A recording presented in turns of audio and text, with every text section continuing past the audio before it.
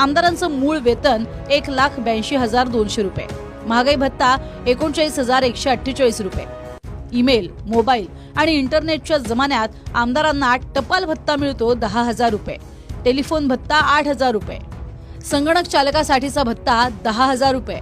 सर्व मिळून आमदारांचा एकूण पगार होतो 2,72,148 रुपये.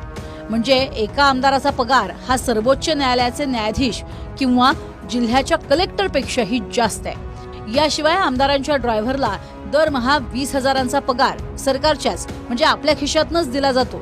आमदारांच्या स्वीय सहाय्यकाला दरमहा 30,000 पगारही सरकारच देतं. विशेष म्हणजे हे दोन्ही पगार आमदारांच्या पगारात येत नाहीत. त्याखेरीज प्रत्येक बैठकीचा भत्ता 2,000, आमदार निधीतनं एक लॅपटॉप, एक कम्प्युटर, एक लेझर प्रिंटर मोफत, आयुष्यभर एसटी प्रवास मोफत, ठराविक रेल्वे प्रवास मोफत, राज्यांतर्गत 32 वेळा विमान प्रवास मोफत, राज्याबाहेर 8 वेळा विमान प्रवास मोफत, महाराष्ट्राबाहेर प्रवास करायचा असेल तर 30,000 किलोमीटरचा प्रवास खर्च सरकार देतं. जर आमदारानं गाडी खरेदी केली तर त्यावरचं व्याज सरकार भरतं. आमदारांच्या खासगी दवाखान्यातला 90% खर्च सरकार देतं. काही आमदारांची आर्थिक स्थिती जरूर नाजूक आहे, मात्र त्यांची संख्या बोटावर मोजण्या इतकी आहे. एडीआरच्या आकडेवारीनुसार महाराष्ट्रातल्या 288 पैकी 266 आमदार कोट्याधीश आहेत.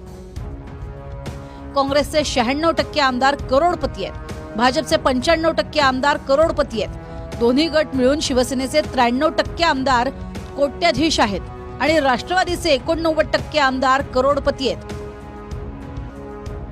महाराष्ट्रातल्या आमदारांना 1977 साली 250 रुपये पेन्शन होती.